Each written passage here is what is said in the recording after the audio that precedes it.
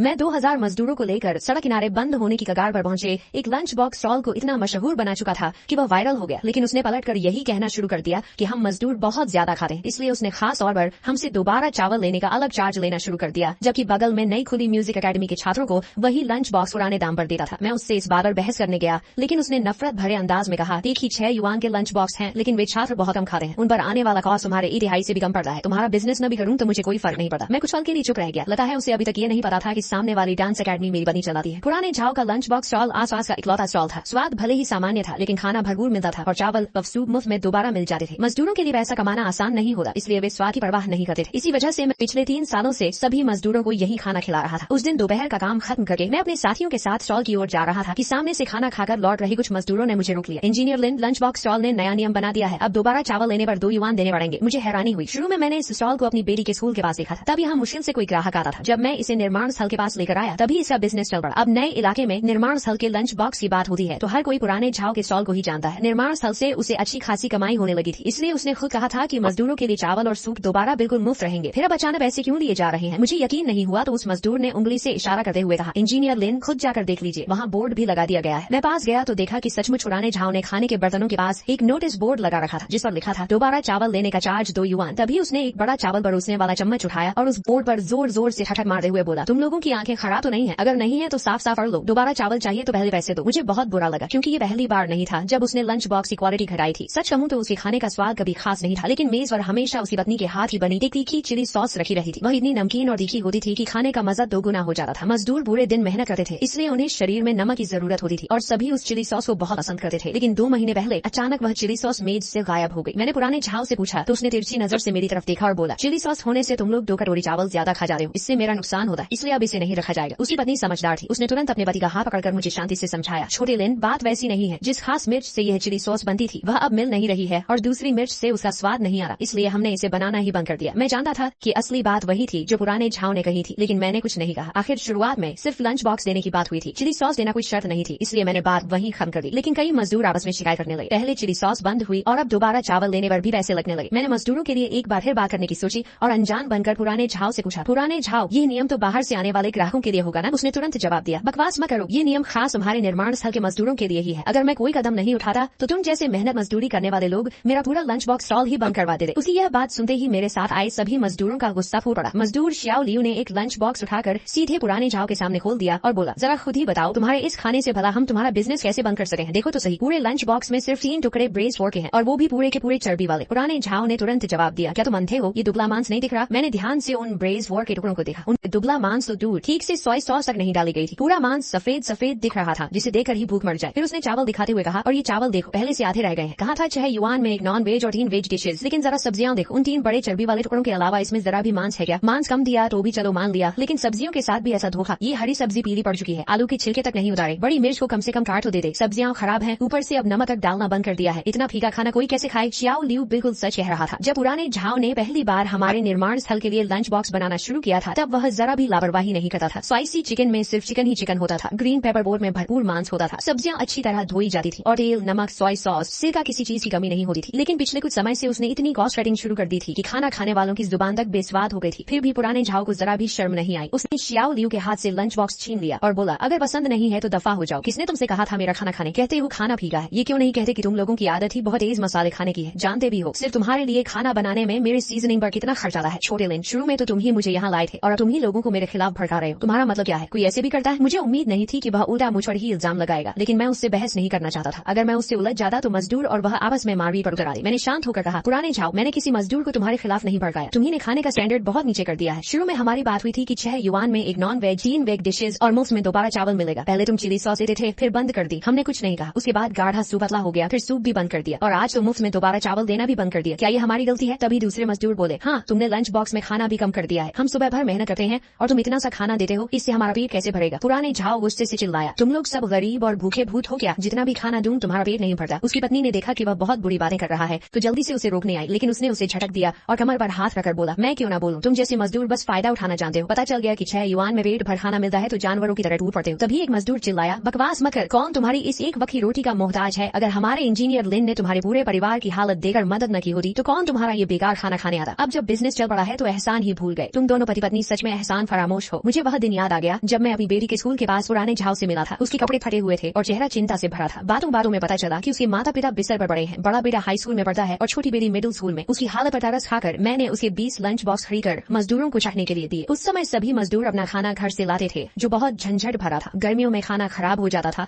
और सर्दियों में जम जाता था। जब सबने सुना कि 6 युआन में पेट भर खाना मिलेगा तो सब खुश हो गए और उसी दिन से पुराने झाव ने निर्माण स्थल के लिए लंच बॉक्स बनाना शुरू कर दिया। लेकिन सिर्फ 3 साल में ही उसका मन बदल गया। जब मैंने देखा कि मजदूर हाथ उठाने वाले हैं तो मैं तुरंत उनके सामने आ गया। ये लोग सालों से निर्माण स्थल पर काम करते थे। उनके हाथों में बहुत ताकत थी। अगर किसी को गंभीर चोट लग जाती तो बड़ी मुसीबत हो जाती। मैंने कुछ शांत मजदूरों की मदद से गुस्से में भरे लोगों को पीछे किया और फिर शांत होकर पुराने झाव से पूछा, पुराने झाव, मैं भी घर का राशन खरीदा हूँ। मुझे अंदाजा है कि चाहे हमारे मजदूर थोड़ा ज्यादा खाते हो, फिर भी हर लंच बॉक्स और तुम्हें कम से कम 3 युआन का फायदा होता है। हमारे यहाँ 2000 से ज्यादा मजदूर खाना खाते हैं। अगर तुम हमारा बिजनेस छोड़ दोगे तो हर महीने लगभग 20,000 युआन का नुकसान होगा। पुराने झाव हंसकर बोला, मैं तुमसे सच नहीं छिपाऊंगा। मैं जानबूझकर तुम्हारे खाने का स्टैंडर्ड घटा रहा था क्योंकि मैं तुम्हारा बिजनेस करना ही नहीं चाहता। सामने वाला स्कूल देखा, वहाँ 600 से ज्यादा छात्र हैं। वे अपनी फिगर बनाए रखने के लिए बहुत कम खाते हैं और ऊपर से कम तेल, कम नमक और कम सीजनिंग की मांग करते हैं। सिर्फ सीजनिंग का खर्च ही हर महीने काफी बच जाता है। वही 6 युआन का लंच बॉक्स उन्हें देने में मेरी कॉस्ट तुम्हारे मुकाबले 1/4 से भी कम आती है। इसलिए तुम्हारा बिजनेस न करूं तो भी मुझे कोई फर्क नहीं पड़ता। वैसे भी हमने कोई कॉन्ट्रैक्ट नहीं किया है। उसकी बात सही थी। लंच बॉक्स खाना पूरी तरह लोगों की अपनी मर्जी थी और हम उस पर भरोसा करते थे, इसलिए कभी कॉन्ट्रैक्ट नहीं किया। लेकिन सामने वाले स्कूल की तरफ देखकर मुझे मन ही मन हंसी आ गई क्योंकि वह डांस अकेडमी मेरी पत्नी की थी। स्कूल में अपना कैफेटेरिया बन चुका था, बस रेनोवेशन पूरा नहीं हुआ था, इसलिए फिलहाल छात्रों को बाहर खाना पड़ रहा था। कुछ बच्चे घर से खाना लाते थे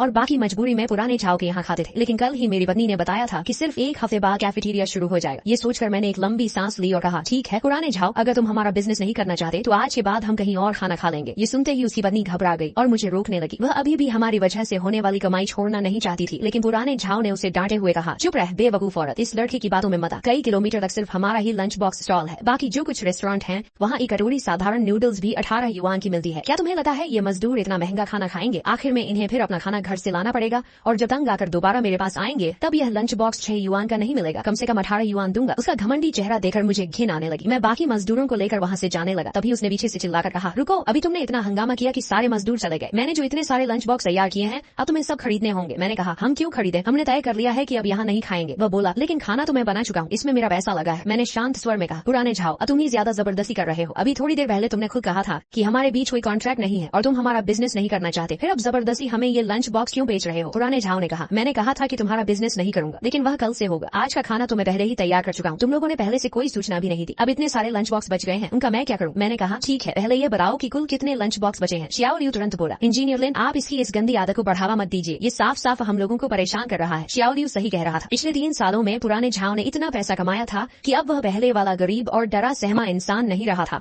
जो कुछ युआन के लिए परेशान रहता था और सबसे दबकर बात करता था। अब उसने नया घर खरीद लिया था, एक नई कार भी ले ली थी। वह और उसकी पत्नी दोनों पहले से काफी मोटे हो गए थे और उनकी आवाज में भी घमंड साफ झलकने लगा था। पहले लोग उसे तंग करते थे, लेकिन अब जब कोई उसे नहीं सताता तो उसने दूसरों को सताना शुरू कर दिया था। मैंने शियाओ लियू को हाथ से इशारा किया कि वह चुप रहे। उधर पुराने झाव बचे हुए लंच बॉक्स गिनते हुए घमंडी मुस्कान के साथ खड़ा था, मानो उसे बहुत बड़ी जीत मिल गई हो। क्योंकि कुछ मजदूर पहले ही खाना खा चुके थे, इसलिए उसके पास कुल 62 लंच बॉक्स बचे थे। 6 युआन प्रति लंच बॉक्स के हिसाब से मैंने उसी समय उसे 372 युआन ट्रांसफर कर दी। तभी वह बोला, बाकी बचे पैसे भी दो। मैंने पूछा, क्यों? वह बोला, क्यों नहीं, पिछले 3 साल में इन्होंने जितनी चिली सॉस खाई है उसकी कीमत ही 6 युआन से कहीं ज्यादा है। एक पैसा भी कम नहीं करूंगा। तुम जैसे लोगों को सबक सिखाना जरूरी है, नहीं तो हमेशा दूसरों का फायदा उठाने की सोचते रहोगे। उसकी झूठ को सच और सच को झूठ बनाने वाली बातें सुनकर मुझे उससे बहस करने का मन ही नहीं हुआ। मैं कुछ मजदूरों के साथ लंच बॉक्स उठाकर वापस निर्माण स्थल पर लौट आया। तभी सामने वाली डांस अकेडमी से लगभग 10-15 छात्र बाहर आए। वे अपनी अपनी कक्षा की तरफ से लंच बॉक्स लेने आए थे और हर किसी के हाथ में करीब 10-10 लंच बॉक्स थे। पुराने झाव ने उनका मुस्कुराकर स्वागत किया और थोड़ी ही देर में 400 से ज्यादा लंच बॉक्स बेच लिए। जब स्टॉल पर बहुत कम लंच बॉक्स बचे तो उसने अपना मोबाइल निकाला, पूरे स्टॉल का वीडियो बनाया और सोशल मीडिया पर डालकर शेखी बघाड़ते हुए लिखा, पुराने झाव का 6 युआन वाला लंच बॉक्स, भरपूर खाना, आज का सारा माल बिक चुका है, अब कोई बेकार में यहाँ मत आए। मैं लंच बॉक्स लेकर निर्माण स्थल पहुंचा और शियाओ लियू से कहा कि जिन मजदूरों ने अभी तक खाना नहीं खाया है उन्हें बुला लाए। मैंने कहा, आज का खाना मेरी तरफ से है, सब लोग खुलकर खाओ। तभी एक मजदूर बोला, क्या सच में इस खाने की कीमत 6 युआन है? पुराने झाव तो लोगों को देकर खाना परोसता है, छात्रों को देते ही उसके चेहरे पर कैसी मुस्कान आ जाती है। दूसरा बोला, अरे इसलिए क्योंकि उन्हीं से उसे ज्यादा फायदा होता है। तुमने छात्रों के लंच बॉक्स में देखा भी था क्या? मुश्किल से 1-2 चम्मच चावल, थोड़ी सी सब्जी, थोड़े से आलू और ब्रेस हो गए, टुकड़ा भी नहीं, सिर्फ कुछ टोफू के टुकड़े। तीसरा बोला, फिर भी छात्र खरीद लेते हैं। किसी ने जवाब दिया, वे सभी डांस सीख रहे हैं, उन्हें अपनी फिगर बनाए रखनी होती है, उनके लिए ऐसा खाना ही सही है। ये सुनकर शियाओ लियू को सारी बात समझ में आ गई और वह बोला, तो असली बेवकूफ तो वे छात्र हैं। सभी मजदूर बारी बारी से पुराने झाव की शिकायतें करते रहे। मैं उनकी बातें सुनते हुए बी चैट ग्रुप में एक संदेश भेजा कि कल से सभी मजदूर अपना खाना साथ लेकर आए। अगले दिन सुबह अंधेरा रहते ही मैं उठ गया। निर्माण स्थल पर 7 बजे काम शुरू होना था, इसीलिए मैं 6:30 बजे ही प्रोजेक्ट ऑफिस पहुंच गया। वहाँ मैंने कंप्यूटर पर एक नोटिस टाइप किया, उसे 2 बार पढ़कर भाषा और भी विनम्र बना दी। उसमें लिखा था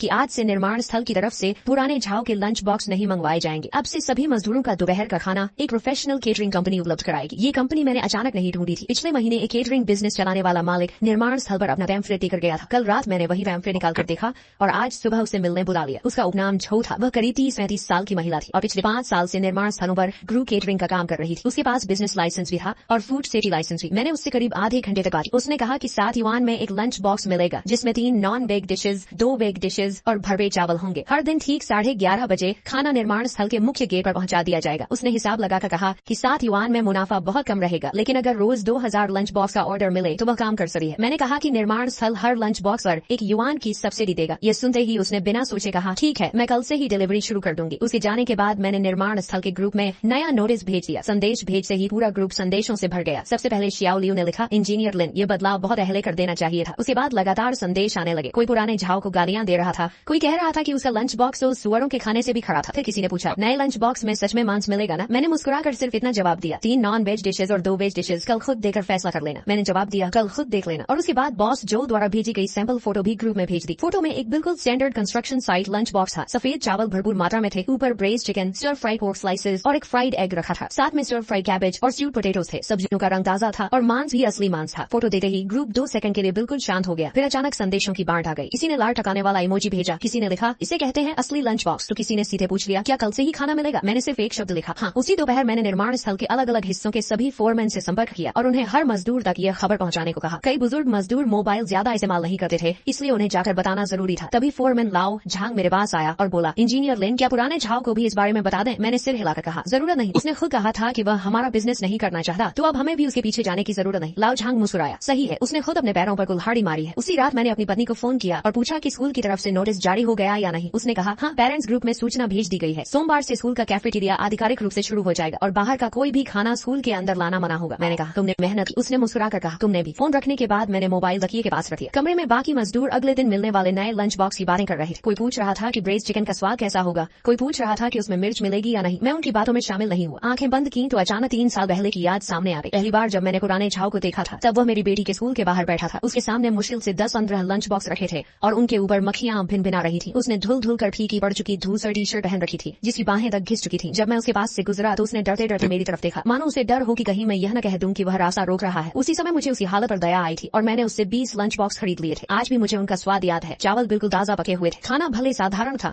लेकिन तेल और नमक भरपूर था। ब्रेज फोर्ड में असली मांस था जिसमें चर्बी और मांस दोनों बराबर थे। स्पाइसी चिकन में मिर्च से ज्यादा चिकन था। मजदूरों ने खाना खाकर मेरी बहुत तारीफ की और पूछा कि यह कहाँ से खरीदा है, क्या आगे भी मिलेगा? बस उसी दिन से पुराने झाव का लंच बॉक्स स्टॉल निर्माण स्थल के पास आ गया। 3 साल में उसका बिजनेस 10-15 लंच बॉक्स से बढ़कर रोज 2000 लंच बॉक्स तक पहुंच गया। सड़क किनारे मक्खियों से घिरे बैठने वाले आदमी ने नया घर खरीद लिया, नई कार खरीद ली। लेकिन इंसान जब अपनी शुरुआत और अपने एहसान भूल जाता है तब उससे ज्यादा खतरनाक कुछ नहीं होता। मैंने करवट बदली और सो गया। मुझे पता था कि अगले दिन दोपहर तक पुराने झाव को सब समझ में आ जाएगा। सोमवार को ठीक 11:15 पर बॉस जो की डिलीवरी ट्रक समय पर निर्माण स्थल के मुख्य गेट पर आकर रुकी। 2 बड़े ट्रक थे जिन पर उसकी कंपनी का नाम लिखा था। सफेद यूनिफॉर्म और मास्क पहने 4 डिलीवरी स्टाफ उतरकर बड़ी फुर्ती से इंसुलेटेड फूड बॉक्सेस नीचे उतारने लगे और उन्हें कतार में लगा दिया। मैंने पास जाकर देखा, हर लंच बॉक्स पारदर्शी प्लास्टिक के ढक्कन से बंद था। अंदर का खाना बिल्कुल वैसा ही था जैसा फोटो में दिखाया गया था। सफेद चावल से भाप निकल रही थी, ब्रेज चिकन का रंग गहरा था और स्टर फ्राइड पोर्क स्लाइसेस में हरी शिमला मिर्च साफ दिखाई दे रही थी। जैसे ही 11:30 बजे काम बदलने की सीटी बजी, चारों तरफ से मजदूर खाने के लिए आने लगे। डिलीवरी ट्रक देकर तेजी से आगे बढ़े लेकिन लाइन में किसी ने धक्का नहीं दिया। सब आराम से अपनी बारी का इंतजार करते रहे। किसी ने आवाज लगाई, इंजीनियर लिन, आइए खाना खाइए। मैंने भी एक लंच बॉक्स लिया और वहीं बैठकर खाने लगा। चावल बिल्कुल सही पके थे, सब्जियों में नमक भी ठीक था। ब्रेज चिकन इतनी अच्छी तरह पका था कि चॉपस्टिक लगाते ही हड्डी से अलग हो गए। 2000 लंच बॉक्स सिर्फ 40 मिनट में खत्म हो गए। बॉस जो के लोग खाली इंसुलेटेड बॉक्सेस समेट कर ट्रक में रखकर चले गए। पूरा काम तेज, साफ और व्यवस्थित था। खाना खत्म करके मैंने खाली डिब्बा कूड़ेदान में फेंका और सड़क की तरफ देखा। पुराने झाव का स्टॉल निर्माण स्थल से करीब 300 मीटर दूर था। यहाँ से उसका सनशेड टेंट दिखाई दे रहा था लेकिन आज उस टेंट के नीचे बिल्कुल सन्नाटा था। न कोई मजदूर लाइन में खड़ा था और न कोई हाथ में लंच बॉक्स लिए आता जाता दिखाई दे रहा था। मैं वापस काम पर लौट आया। दोपहर करीब 3 बजे लाओ झांग मेरे पास आया। उसके चेहरे पर हल्की मुस्कान थी। वह बोला, इंजीनियर लिन, पता है पुराने झाव का क्या हाल हुआ? मैंने कहा, नहीं। वह बोला, वह दोपहर में 1 घंटे से ज्यादा इंतजार करता रहा लेकिन एक भी मजदूर उसके पास नहीं गया। पहले तो उसे लगा कि सब लोग नाराज। फिर उसने मुझे फोन करके पूछा कि क्या हुआ। मैंने उसे सब सच बता दिया। फोन पर वह काफी देर तक चुप रहा। बाद में उसने इंजीनियर ली और इंजीनियर चेन को भी फोन किया। इंजीनियर ली ने साफ कह दिया, इंजीनियर लिन ने कहा है कि तुम्हारा खाना बहुत हाई स्टैंडर्ड का है, हम जैसे साधारण लोग उसे खरीद नहीं सके, इसलिए आगे हमें फोन मत करना। मैंने सिर्फ इतना कहा, समझ गया। लाओ झांग के जाने के बाद मैं फिर काम देखने लगा। दोपहर का काम तीसरी इमारत की कंक्रीट कास्टिंग का था, इसलिए मुझे वहीं खड़ा रहना पड़ा। धूप बहुत तेज थी और कंक्रीट मिक्सर ट्रक की आवाज लगातार गूंज रही थी। शाम को काम खत्म होने पर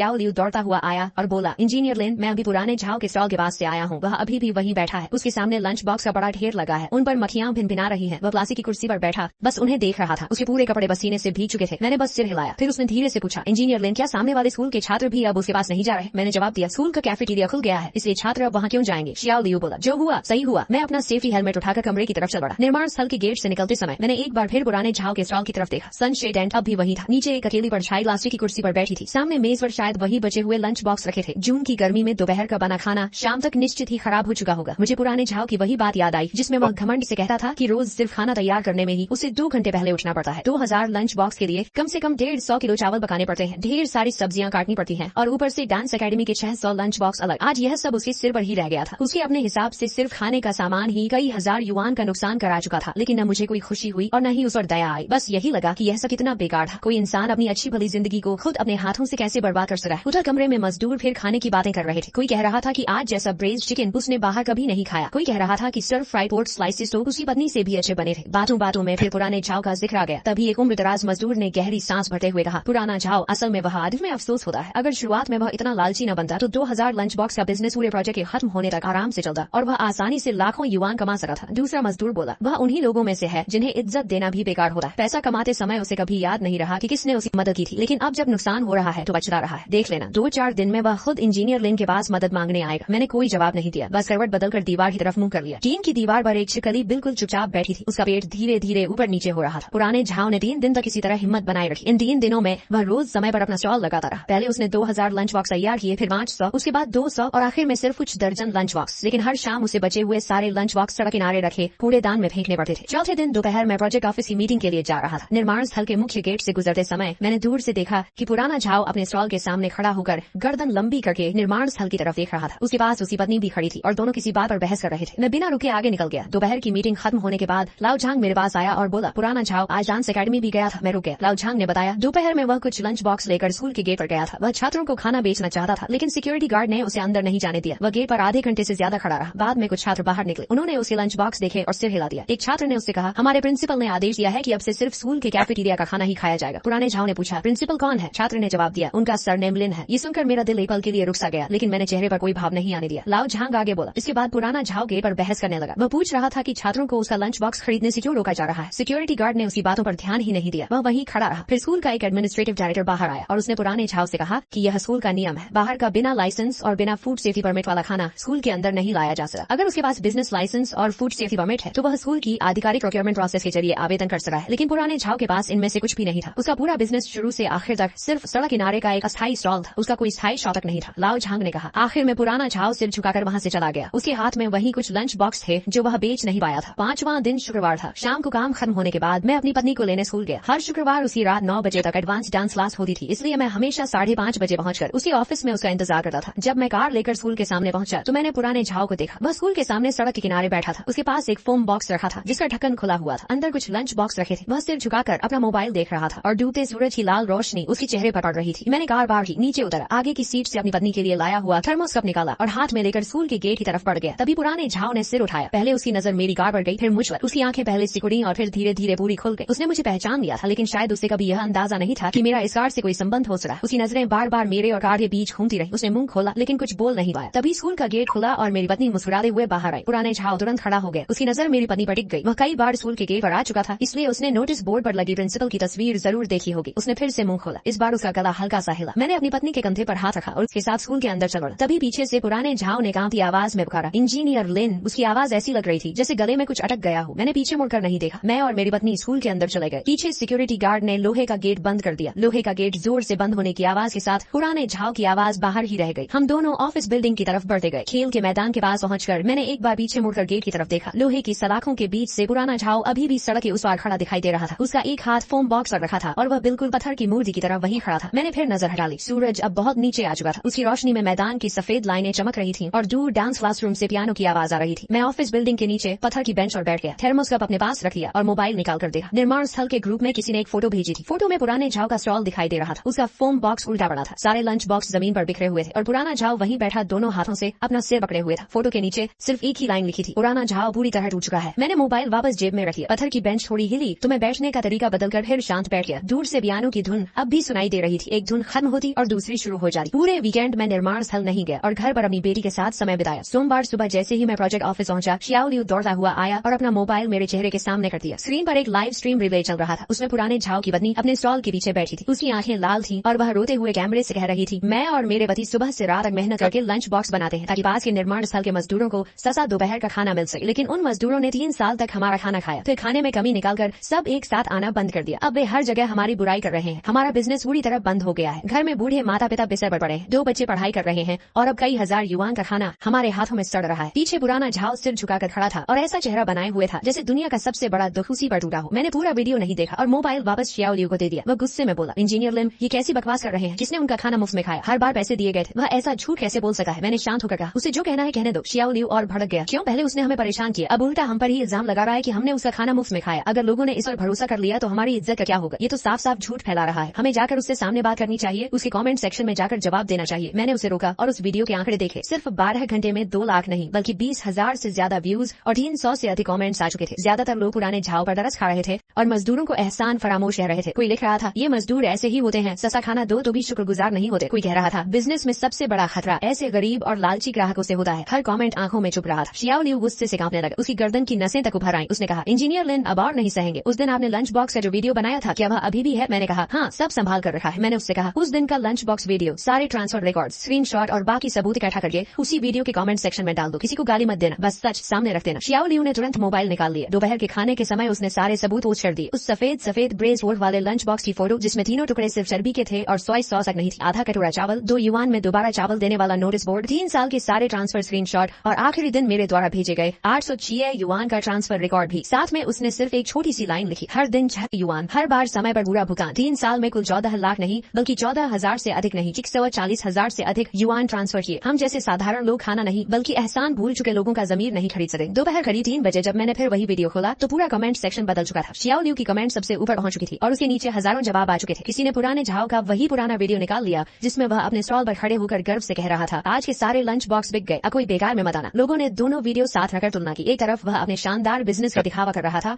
और दूसरी तरफ कह रहा था कि मजदूरों ने उसका खाना मुफ्त में खाया। दोनों बातें एक दूसरे के बिल्कुल उलट। किसी ने उसी चर्बी वाले लंच बॉक्स की फोटो डालकर लिखा, ऐसा ब्रेस वोट को कुत्ता भी सूंघ कर छोड़ दे, फिर भी 6 युआन लेते हो। किसी ने हिसाब लगाया कि दोबारा चावल के 2 युआन अलग लेने से 2000 मजदूरों से रोज 4000 युआन अतिरिक्त कमाए जाते थे। फिर पूछ रहा था, आखिर किसका शोषण हो रहा था? किसी ने पुराने झाओ के पुराने वीडियोस भी निकाल लिए। एक में वह नई कार के सामने खड़ा हंस रहा था और दूसरे में अपने नए घर का वीडियो दिखा रहा था। शाम तक लोगों की राय पूरी तरह बदल चुकी थी। पुराने झाओ की पत्नी वाला वीडियो रिपोर्ट होकर हटा दिया गया, लेकिन उसकी स्क्रीनशॉट और दोबारा अपलोड किए गए वीडियोस पूरे इलाके में फैल चुके थे। अब पुराना झाओ आसपास के कई निर्माण स्थलों के ग्रुप में मजाक का विषय बन चुका था। सिर्फ हमारे ही नहीं, बगल के 2 और निर्माण स्थलों के मजदूर भी उसी चर्बी वाले ब्रेस वोट लंच बॉक्स की फोटो एक दूसरे को भेज रहे थे। किसी ने तो मजाक में एक बंदी भी बना दी, पुराने झाओ का खाना सफेद 3 चर्बी के टुकड़े, किसी को नहीं भेज। रात करीब 9 बजे पुराने झाओ का फोन आया। मैंने स्क्रीन पर उसका नंबर 6-7 बार बजने दिया लेकिन उठाया नहीं। उसने दोबारा फोन किया, तब भी नहीं उठाया। तीसरी बार मैंने सीधे रिजेक्ट कर दिया। थोड़ी देर बाद एक मैसेज आया, छोटे लिन, कृपया वे वीडियोस हटवा दो, मुझसे गलती हो गई। मैं मजदूरों से माफी मांग लूंगा, उनसे कहो कि इंटरनेट पर मेरे बारे में लिखना बंद कर दें, मेरा बिजनेस सच में खत्म हो जाएगा। मैंने मैसेज पढ़कर मोबाइल बेड साइड टेबल पर रख दिया। बाहर रात के कीड़ों की आवाज आ रही थी और हवा सिरीन की छत गूंज रही थी। मैं आंखें बंद करके सो गया। अगले पूरे हफ्ते पुराने झाओ का स्टॉल बुरी तरह सुनसान रहा। सिर्फ मजदूर और छात्र ही नहीं बल्कि पहले आने वाले सामान्य ग्राहक भी आना बंद कर चुके थे। इंटरनेट पर फैले स्क्रीनशॉट और वीडियोस ने उसी पूरी बदनामी कर दी थी। कुछ लोग तो सिर्फ उसका स्टॉल देखने और फोटो खींचने आते थे और लिखते थे, आओ मशहूर बेईमान लंच बॉक्स स्टॉल देखो। मजबूर होकर पुराने झाओ ने पहले कीमत 5 युआन कर दी, कोई नहीं आया। फिर 4.5 युआन कर दी, तब भी कोई नहीं आया। आखिर उसने कीमत घटाकर 4 युआन कर दी और वही पुरानी चिली सॉस की बोतल भी फिर से मेज पर रखी। उसने स्टॉल के सामने लाल कागज पर अपने हाथ से एक नया बोर्ड लिखा, 4 युआन का lunch box, 1 non veg 3 veg dishes, मुफ्त में दोबारा चावल और सूप, साथ में घर की बनी चिली सॉस। उसकी लिखावट टेढ़ी मेढ़ी थी, साफ पता चलता था कि उसने खुद लिखा है। उधर हमारे मजदूर रोज 7 युआन वाले 3 नॉन वेज और 2 वेज डिशेज वाले लंच बॉक्स खाते हुए उसके स्टॉल के सामने से गुजरे। कुछ लोग रुककर उसे देखे भी थे। एक दिन दोपहर में शियाओ लियू अपना लंच बॉक्स लेकर वहाँ से गुजरा। उसने ढक्कन खोलकर पुराने झाओ को दिखाया और हंसे हुए बोला, पुराने झाओ जरा देखो, इसमें चिकन लेग भी है और पोर्क रिब्स भी। फिर मुस्कुराकर बोला, और हाँ, तुम्हारे ब्रेस वोट में अब दुबला मांस आने लगा या अभी भी सिर्फ चर्बी ही मिलती है? अगर दुबला मांस नहीं है तो हम तो नहीं खाएंगे। उसने अपना चेहरा दूसरी तरफ फेर लिया। उसके स्टॉल पर अब भी कई दर्जन लंच बॉक्स रखे थे। इंसुलेटेड कवर के नीचे से भाप बाहर निकल रही थी। चिली सॉस की बोतल सबसे सामने रखी हुई थी, लेकिन फिर भी एक भी ग्राहक नहीं आ रहा था। मैं उसके पास से गुजरा लेकिन न रुका और न ही उसकी तरफ देखा। फिर भी मेरी नजर के किनारे से मैंने देखा कि वह ठीक वैसे ही बैठी थी जैसे 3 साल पहले बैठा करती थी, कंधे सिकुड़े हुए, दोनों हाथ घुटनों पर रखे हुए। उसका चेहरा सनशेड टेंट की छाया में छिपा हुआ था, इसलिए उसका भाव साफ दिखाई नहीं दे रहा था। उसी शाम पुराने झाओ और उसकी पत्नी के बीच स्टॉल पर झगड़ा हो गया। मैंने अपनी आंखों से नहीं देखा, बाद में मजदूरों से सुना। उन्होंने बताया कि पुराने झाओ की पत्नी ने गुस्से में स्टॉल पर रखा एक बड़ा बर्तन उठाकर जमीन पर पटक दिया जो चकनाचूर हो गया। वह लगातार चिल्ला रही थी, तुझे बस ऐसे ही दिखाई दे रहे, तूने मेहनत मजदूरी करने वालों को हमेशा नीची नजर से देखा। 2000 लोगों का बिजनेस था, तूने एक पल में छोड़ दिया। बहुत बड़ा आदमी बन गया है ना। इंजीनियर लिन ने दिल से तेरी मदद की, तुझे इतना बड़ा बिजनेस लाया और तूने उन्हीं के साथ ऐसा व्यवहार किया। अब देख, कई हजार युवान का सारा खाना सड़ गया। अब भर इसी भरपाई किस चीज से करेगा। पुराना झाओ एक तरफ खड़ा था। उसने कई बार मुंह खोला जैसे कुछ कहना चाहता हो, लेकिन हर बार चुप रह गया। आखिर में दोनों पति पत्नी बिना कुछ बोले स्टॉल समेटने लगे। जो भी लंच बॉक्स नहीं बिके थे उन्हें उठाकर कूड़ेदान में फेंक दिया गया। यहाँ तक कि चिली सॉस की बोतल भी पुराने झाओ ने उठाकर जमीन पर रख दी। लाल चिली सॉस चारों तरफ फैल गई और जमीन पर ऐसा लग रहा था मानो खून बिखरा हो। जब मजदूर मुझे यह सब बता रहे थे तब मैं कमरे में बर्तन धो रहा था। मुझे पता था कि पुराना झाओ अब ज्यादा दिन नहीं टिक पाएगा। हर दिन स्टॉल लगाने में उसका खर्च कम नहीं था। चावल, सब्जियां, मांस, सीजनिंग, गैस और सामान ढोने वाली 3 पहियों की गाड़ी का फ्यूल, सब में पैसा लगा था। पहले जब वह 2000 से ज्यादा लंच बॉक्स बेचता था तो यह खर्च आसानी से निकल जाता था, लेकिन अब पूरे दिन में मुश्किल से कुछ लंच बॉक्स बिके थे। हर बार स्टॉल लगाने का मतलब सिर्फ नुकसान था। सबसे बड़ी मुसीबत ये थी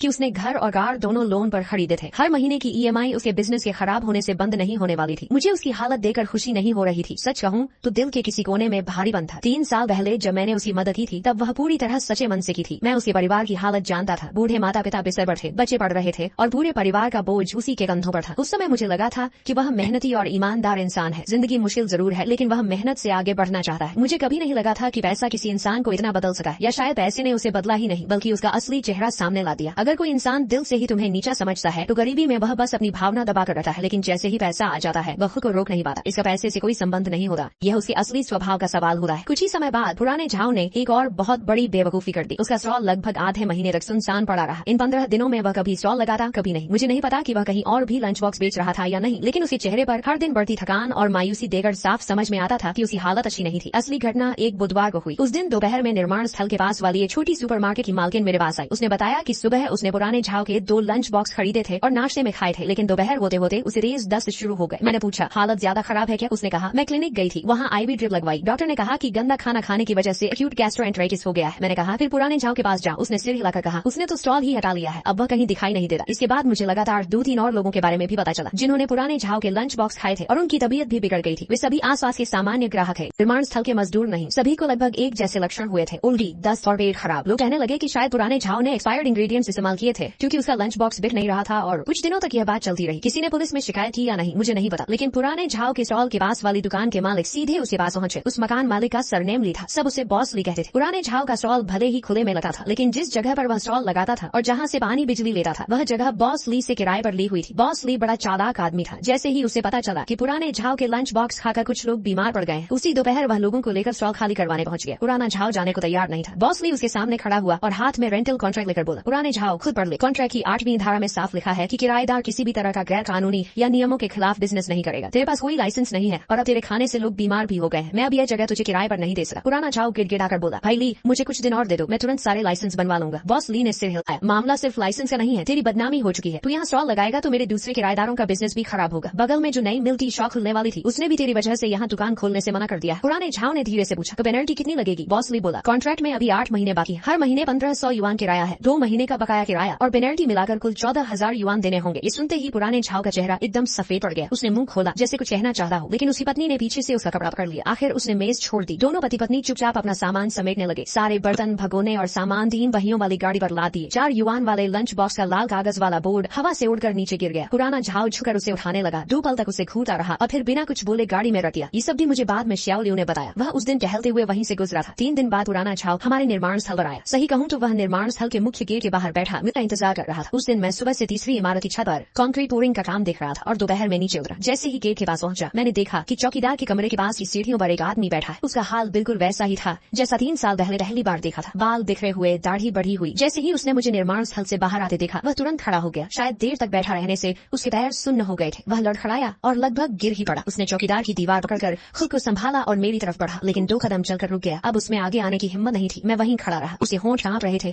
और आंखें लाल हो चुकी थी। वह कांपती आवाज में बोला छोटे लिन मुझे अपनी गलती का एहसास हो गया है। मैंने शांत होकर पूछा पुराने झाओ अब यहाँ क्यों आए हो? वह लगभग रोते हुए बोला छोटे लिन मजदूर भाइयों से कहो कि फिर से मेरे यहाँ खाना खाने आ जाए। मैं कोई अतिरिक्त पैसे नहीं लूंगा। लंच बॉक्स 5 युआन में दूंगा, नहीं 4 युआन में भी दे दूंगा। चिली सॉस जितनी चाहे मिलेगी। दोबारा चावल और सूप भी बिल्कुल मुफ्त होगा। तुम जो कहोगे मैं वही करूंगा। मैंने उसकी तरफ देखकर कहा पुराने झाओ 3 साल पहले मैंने तेरी मदद इसलिए की थी क्योंकि मुझे लगा था कि तू मेहनती इंसान है, लेकिन जैसे ही तेरे पास पैसा आया तू अपनी जड़ें ही भूल गया। जिन लोगों के पसीने से तूने पैसा कमाया तूने उन्हीं को नीची नजर से देखना शुरू कर दिया। याद है तूने उन्हें गरीब और भूखा कहा था। तूने कहा था कि मेहनत मेहनत मजदूरी करने वाले सिर्फ फायदा उठाना जानते हैं। तूने खुद कहा था कि 6 युआन में छात्रों का लंच बॉक्स बनाना हमारे मुकाबले सिर्फ 1/4 खर्च में पड़ता है और हमारा बिजनेस न करना ही बेहतर है। मैं थोड़ा रुका फिर बोला, पुराने जाओ, ये कटोरा तू खुद ही संभाल नहीं पाया। आज जो कुछ हुआ है उसकी वजह मैं नहीं, तू खुद है। इसके बाद की बातें मुझे धीरे धीरे दूसरों से पता चली। पुराने झाओ ने अपना नया घर बेच लिया। उसने वह घर 60 लाख नहीं बल्कि लगभग 60,000 युआन में खरीदा था और लोन अब भी 1 साल भी पूरा नहीं हुआ था। जल्दी बेचने की मजबूरी में एजेंट ने कीमत बहुत कम लगवाई। आखिरकार घर 48 लाख, कहानी के अनुसार 4.8 लाख युआन में बिक गया। लोन और बाकी सारे चार्जेस काटने के बाद उसके हाथ में 10 लाख नहीं बल्कि 10,000, कहानी के अनुसार 10 युआन से भी कम ही बचे। उसने अभी कार भी बेच दी। सेकंड हैंड कार डीलर ने बहुत कम कीमत लगाई। उसकी पत्नी ने खूब झगड़ा किया लेकिन आखिर में दोनों चुप हो गए। शायद बच्चों की वजह से, शायद इसलिए क्योंकि जिंदगी इस हालत तक पहुंच चुकी थी कि अब अलग होना भी आसान नहीं था। ये सारी बातें मुझे लाओ झांग ने बताई। वह निर्माण स्थल के आसपास के लोगों को अच्छी तरह जानता था, इसलिए हर खबर उसे मिल जाती थी। मैंने सब सुना और फिर अपनी रोजमर्रा की जिंदगी में लग गया। बॉस जो के लंच बॉक्स रोज समय पर आने लगे। मजदूर चैन से खाना खाते थे। कभी कभी कोई पुराने झाओ का जिक्र कर देता लेकिन बात वहीं खत्म हो जाती। अब कोई उसके लिए तरस भी नहीं खाता था और न ही कोई उसे गालियां देता था। समय के साथ इंटरनेट पर उसके सारे वीडियोस भी लोगों की यादों से गायब हो गए। पुराने झाओ का नाम भी नई नई खबरों के बीच कहीं खो गया, जैसे नदी में फेंका गया एक छोटा पत्थर कुछ पल लहरें बनाकर हमेशा के लिए डूब जाता है। अगस्त में मुझे पता चला कि पुराने झाओ का बड़ा बेटा पढ़ाई छोड़ चुका है। वह इस साल 12वीं में था। पुराने झाओ हमेशा कहता था कि उसकी पढ़ाई अच्छी है, खासकर प्रैक्टिकल एग्जाम में वह हमेशा आगे रहता है और आराम से अच्छा कॉलेज मिल जाएगा। लेकिन अब घर की हालत ऐसी नहीं थी कि वह पढ़ाई जारी रख सके। ट्यूशन फी और बाकी खर्च मिलाकर हर साल 2-3 लाख नहीं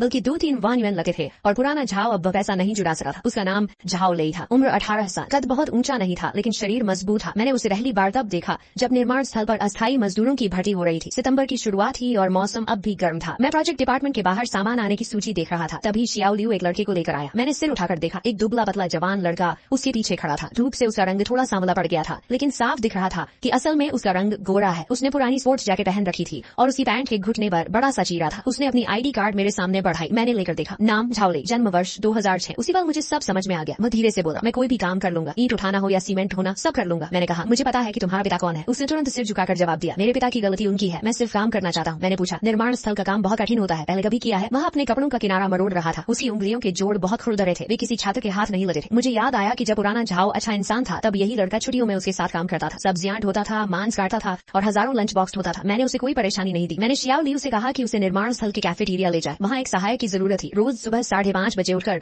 सब्जियां धोना, काटना, दोपहर में खाना बांटना और बाद में मेज साफ करना। खाना और रहने की सुविधा के साथ महीने के 800 युआन मिलते थे। ईंट ढोने से काम हल्का था लेकिन खाली भी नहीं था। झाओ लेई ने काम शुरू किया और पूरी ईमानदारी से मेहनत करने लगा। हर सुबह सबसे पहले पहुंचता, रसोइयों के साथ तैयारी करता और दोपहर में सर्विंग काउंटर पर खड़ा होकर खाना परोसता। वह हर मजदूर की प्लेट भर कर देता। कोई भी उसके काउंटर से कम खाना लेकर नहीं लौटता था। एक दिन कुछ मजदूरों ने उसे पहचान लिया और बोले, अरे ये तो पुराने झाओ का बेटा है। झाओ लेई ने कुछ नहीं कहा। उसके हाथ का बड़ा चम्मच लगातार चलता रहा। वह आराम से सब्जी निकालकर हर प्लेट में बराबर मात्रा में डालता रहा। कैफेटेरिया के शेफ जो ने मुझसे कहा, झाओ लेई बहुत मेहनती लड़का है, कभी काम चोरी नहीं करता, कभी शिकायत नहीं करता, जो काम कहो चुपचाप कर देता है, बस बहुत कम बोलता है। हर शाम काम खत्म होने के बाद अकेले कैफेटेरिया के पीछे वाली सीढ़ियों पर बैठकर देर तक खोया रहता है। एक दिन दोपहर में खाना लेने कैफेटेरिया गया। उस समय झाओ लेई ही सर्विंग काउंटर पर खड़ा था। जैसे ही उसने मुझे प्लेट लेकर आते देखा, उसके हाथ का चम्मच एक पल के लिए रुक गया। फिर उसने मेरे लिए भरकर एक बड़ा चम्मच ब्रेस्ड पोर्क रिब्स निकाले। मैंने उसकी तरफ देखा। उसने तुरंत सिर झुका लिया। उसकी आंखें हल्की सी लाल हो गई थी। उसने चम्मच के पिछले हिस्से से उन पोर्क रिब्स को मेरी प्लेट में अच्छी तरह दबाकर जमा दिया। मैं अपनी पुरानी जगह जाकर बैठ गया। पोर्क रिब्स इतने नरम थे कि चॉपस्टिक लगाते ही हड्डी से अलग हो जाते थे। मसाले का रंग भी गहरा था। मैंने 2 और खाए और अचानक मेरा हाथ रुक गया। मेरे दिमाग में 3 साल पहले की वही पहली लंच बॉक्स घूम गई जो पुराने झाओ ने मुझे खिलाई थी। उस समय उसका ब्रेस्ड पोर्क भी बिल्कुल इसी रंग का था। पोर्क बेली में चर्बी और मांस का संतुलन बिल्कुल सही था और स्वाद भी कमाल का। मैंने चॉपस्टिक नीचे रखी, फिर दोबारा उठाई और आखिर पूरी प्लेट खत्म कर दी। शाम को काम खत्म होने के बाद मैं झाओ लेई को ढूंढने कैफेटेरिया किचन गया। वो पीछे बर्तन धो रहा था। नल का पानी तेज आवाज के साथ बह रहा था। मैंने उसके पास जाकर कहा, झाओ लेई, अपने पिता की गलती कभी मत भूलना। जिंदगी में चाहे कितना भी पैसा कमा लेना, लेकिन उन लोगों को कभी छोटा मत समझना जिनके हाथों पर मेहनत की मिट्टी लगी हुई है। उसने धीरे से सिर्फ इतना कहा, धन्यवाद, आपने मुझे यहाँ से जाने नहीं दिया। मैंने और कुछ नहीं कहा। मुड़कर किचन से बाहर निकल आया। जब मैं कैफेटेरिया से बाहर निकला तब तक शाम ढल चुकी थी। निर्माण स्थल पर लगे बड़े टावर क्रेन की लाइटें जल चुकी थी और उनकी सफेद रोशनी दूर तक फैल रही थी। दूर बुलडोजर अब भी लगातार गरजते हुए काम कर रहा था। जब मैं अपने कमरे के दरवाजे तक पहुंचा तो एक बार पीछे मुड़कर कैफेटेरिया की तरफ देखा। किचन की लाइट अब भी जल रही थी। खिड़की पर झुकर बर्तन धोते हुए एक आदमी की परछाई साफ दिखाई दे रही थी। लगभग 2 महीने बाद मैं उस सड़क से गुजरा जहाँ कभी पुराने झाओ का स्टॉल लगा करता था। अब वहाँ कुछ भी नहीं था। सनशेड डेंट हट चुका था। खाली जगह को साफ करके वहाँ एक छोटा सा पोर्टेबल कैबिन बना दिया गया था। उसके बाहर सफेद और नीले रंग का एक बोर्ड लगा था जिस पर लिखा था मजदूर सेवा केंद्र। ये जगह मजदूरों ने मिलकर चंदा इकट्ठा करके बनवाई थी। अंदर एक माइक्रोवेव, वाटर डिस्पेंसर, कुछ मेज कुर्सियां रखी थी। दीवार पर निर्माण स्थल के सेफ्टी रूल्स और जरूरी इमरजेंसी कॉन्टैक्ट नंबर्स लिखे हुए थे। एक कोने में रेफ्रिजरेटर रखा था जिसमें कुछ इमरजेंसी मेडिसिन और बोतल बंद पानी रखा हुआ था। माइक्रोवेव के पास वाली मेज पर एक कांच का बड़ा जार रखा था। उसमें गहरे लाल रंग की चिली सॉस भरी हुई थी। यह हमारे साथी लाओ चेन की पत्नी ने बनाई थी। स्वाद में बहुत नमकीन और तीखी थी लेकिन चावल के साथ कमाल की लगी थी। मैं उस सेवा केंद्र के दरवाजे पर कुछ देर खड़ा होकर सब देखा रहा। अंदर कुछ मजदूर बैठकर दोपहर का खाना खा रहे थे। वे अपने घर से लाए हुए लंच बॉक्स को माइक्रोवेव में गर्म करके अभी अभी निकाले थे और उनसे सफेद भाप उठ रही थी। एक मजदूर ने चॉपस्टिक से भरपूर चिली सॉस निकालकर अपने चावल में मिला ली और पसीना बहाते हुए बड़े मजे से खाने लगा। धूप पोर्टेबल कैबिन की खिड़की से अंदर आ रही थी। उसकी किरणें उस कांच के जार पर पड़कर एक छोटी सी चमक बनाती थी जो दीवार पर धीरे धीरे हिल रही थी।